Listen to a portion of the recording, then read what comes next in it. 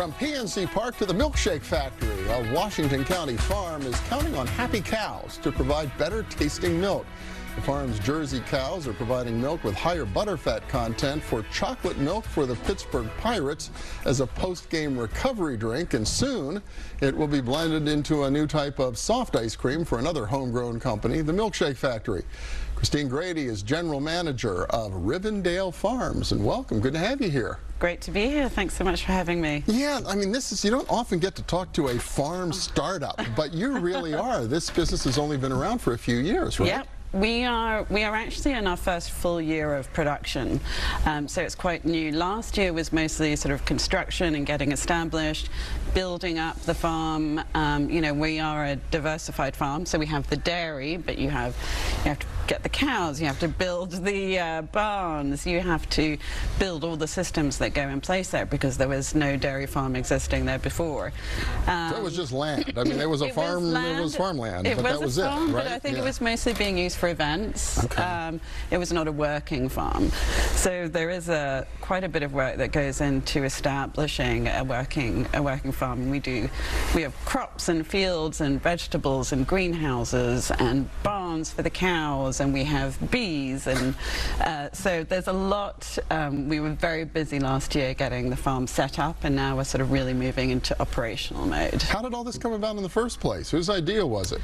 So the owners, Thomas and Albert Tull, I think are really very passionate about healthy food and growing sustainably, and doing so in a way that is good for our environment but also healthy for children.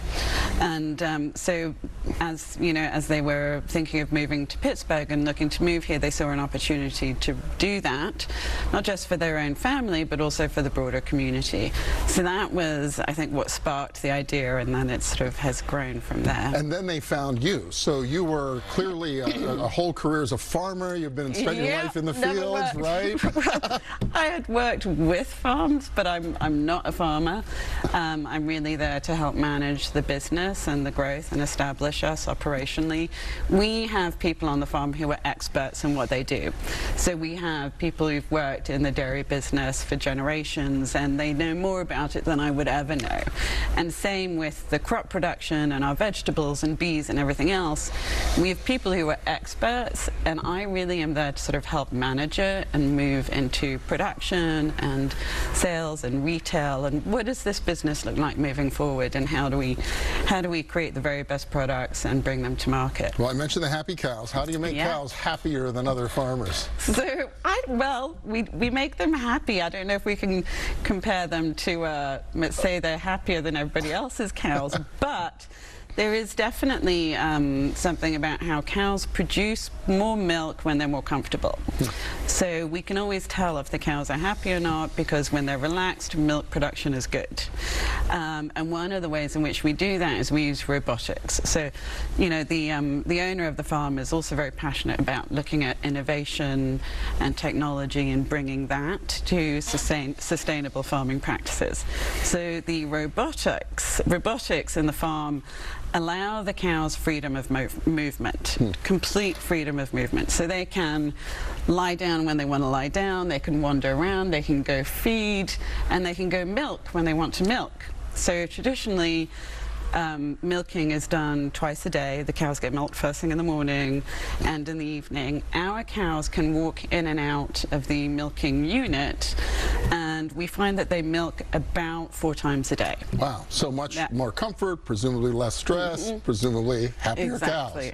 Well, we featured the Milkshake Factory on the program a couple of months ago, but so those are obviously great expansion plans there. You're also launching a consumer ice cream product as well? We are. So we're really excited about that, and we have up until now been doing a lot of wholesale with restaurants and different sports teams. Obviously we work closely with the Steelers and the Pirates, and we supply ice cream to a lot of restaurants in and around Pittsburgh.